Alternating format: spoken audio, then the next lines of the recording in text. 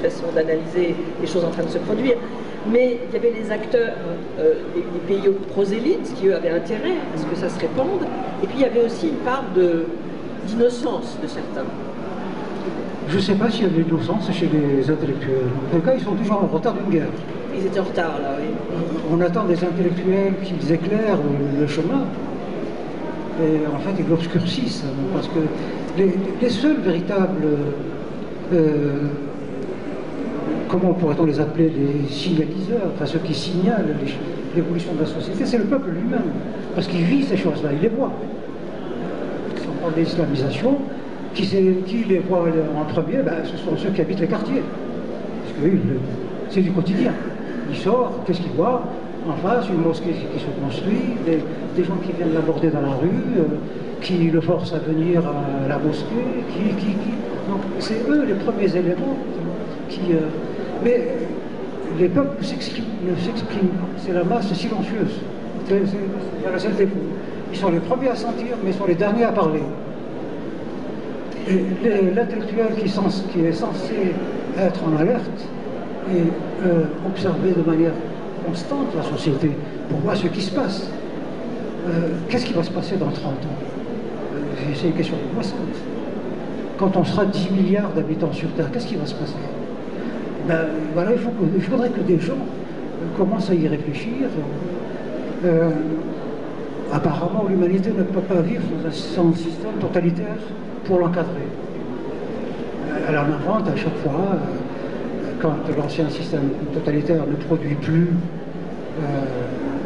cette capacité d'encadrement, ben, elle invente autre chose. Il y a eu le communisme stalinien. Ça a permis de maintenir plusieurs milliards d'habitants dans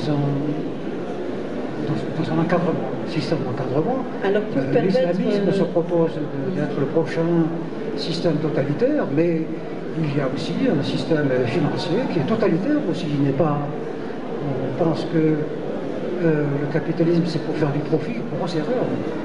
Le profit ne l'intéresse pas, c'est de dominer la société. C'est ça qui l'intéresse. Sa fonction, c'est cela. Et donc, il utilise l'argent. Les autres, ben, dominer la société par la religion. Les autres, c'est dominer la société par les fusils. Donc, chacun utilise l'instrument qu'il maîtrise le mieux et qu'il a sous la main. Mais la question se pose. Quel va être le système totalitaire dans 20 ans, 30 ans? Il faut y penser dès maintenant, mais les intellectuels ne s'occupent plus de prospective.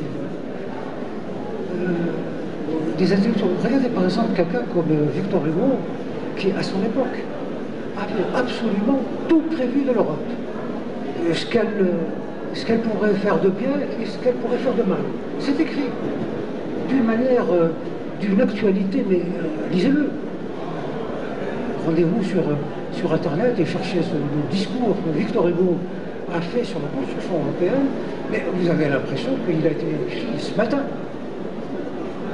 Ça, c'est des intellectuels. Comme on a extrêmement peu de temps, malheureusement, c'est un entretien très court. Oui, non, mais c'est bien d'être bavard.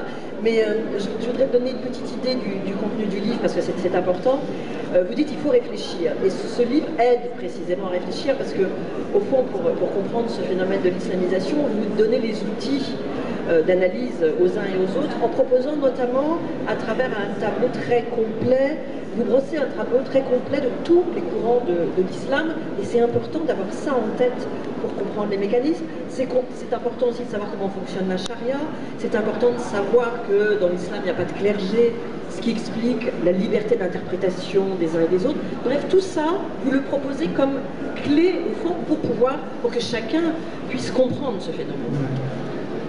Le mérite ne me revient pas en totalité. Il faut être honnête, et ce livre a une histoire.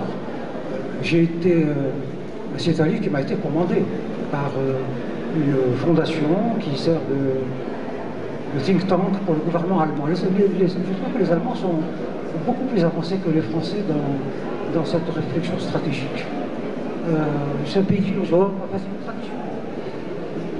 Le français est plus méditerranéen, et donc il vit plutôt l'instant présent, c'est ça qui est important pour lui. Et l'allemand vit soit dans le passé lointain, comme les musulmans et les arabes, ou dans l'avenir, dans l'avenir. Et le présent, il ne connaît pas trop.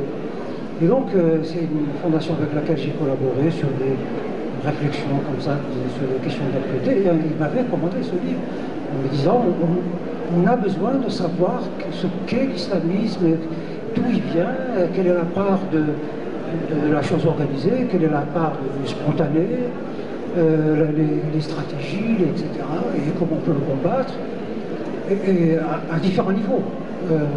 Il y a le combat institutionnel que mène le gouvernement à travers les institutions qui l'animent, notamment l'école, etc., mais aussi l'institution famille, parce que qui souffre de l'islamisme, ce n'est pas l'État, ce sont vos enfants.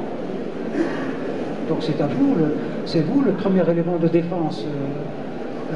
Voilà, donc, et puis toutes les autres institutions, la presse, etc., qui relaient et de ce point de vue-là, les Allemands sont très forts. Donc j'ai travaillé avec cette fondation pendant pas mal de temps, et puis un jour ils m'ont dit, ah, si vous pouviez rassembler tout ce que vous nous avez dit ces 10 dernières années dans un livre, ce serait formidable.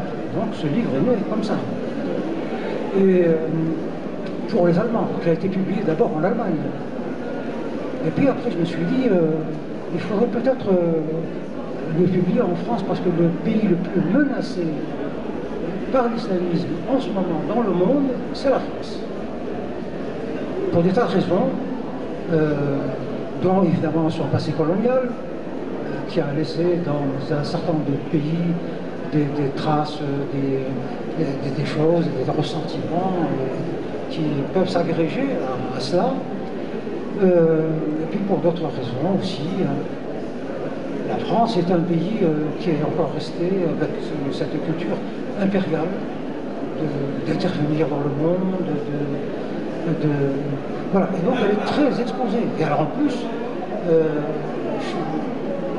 la France est dans une situation de fragilité, de très grande fragilité économique, mais pas seulement, une intégration qui n'a pas réussi, un positionnement en Europe qui la fragilise par rapport à l'Allemagne. C'est-à-dire qu'elle perd, la France est en train de perdre sa souveraineté politique, et donc aussi par rapport aux Saoudiens, par rapport à ce petit pays qu'est le Qatar. La France n'est même pas souveraine par rapport à ce petit pays qui a voulu organiser la Coupe du Monde, et ben on lui donne la Coupe du Monde, etc. Donc je me suis dit, c'est intéressant, c'est pas en Allemagne qu'il fallait publier ce livre, c'est en France. Donc j'en ai parlé avec mon éditeur, Gallimard, et quand il a lu, il m'a dit absolument, mais il faut l'adapter un peu, parce que c'est vrai que ce n'est pas les mêmes problématiques. L'émigration allemande, essentiellement, est turque, et l'islam turc n'est pas l'islam le plus courant en France, c'est l'islam sunnite, malékite, qui est un islam rigoriste, et donc il est très proche naturellement de la radicalisation, alors que l'islam turc rambalite, il est très spirituel, et d'ailleurs c'est là qu'est né le soufisme. Enfin, non, il n'est pas né là-bas, il est né en Arabie, mais il s'est développé surtout là-bas. Le fameux derviche tourneur, et c'est très spirituel, qui a évolué d'ailleurs au point que pour eux, le prophète, c'est rien du tout. Le Coran, c'est pas un livre incréé comme le pensent les sunnites, mais c'est un livre comme les autres. On peut le lire, on peut ne pas le lire. Ce qui compte, c'est la divinité, la relation de l'individu, pas la société, l'individu. Donc la notion d'individu est affirmée dans cet islam-là, alors que dans le sunnisme, non, c'est collectif, c'est communautarisé. Le Coran est incréé, donc on ne peut pas le discuter, et le prophète est sacré. Donc du coup, le blasphème n'est pas possible, même pas la critique. Même pas la critique. Dans la mesure où on pense qu'elle est peut-être blasphématoire. Mais une critique, si elle est perçue comme étant positive, elle peut se faire. Il y a dans le monde sunnite, il y a des conférences, on dit, on discute. J'ai lu il n'y a pas longtemps un compte rendu sur Aïcha. Il faut m'arrêter, excuse-moi comme je parle. Je vais être obligée de le faire. J'ai pas envie, mais je suis obligée. la femme du prophète qui, vous savez, enfin, reconnaissable, avait été accusée d'adultère à un moment donné avec un des compagnons du prophète. Mais il y a des débats aujourd'hui sur cette question-là, c'est étonnant. Mais ils sont le fait des spécialistes. C'est-à-dire, vous, moi, si on va dans un truc comme ça et on en parle, on est mort. Il faut être mufti, il faut être imam pour parler de ces choses-là.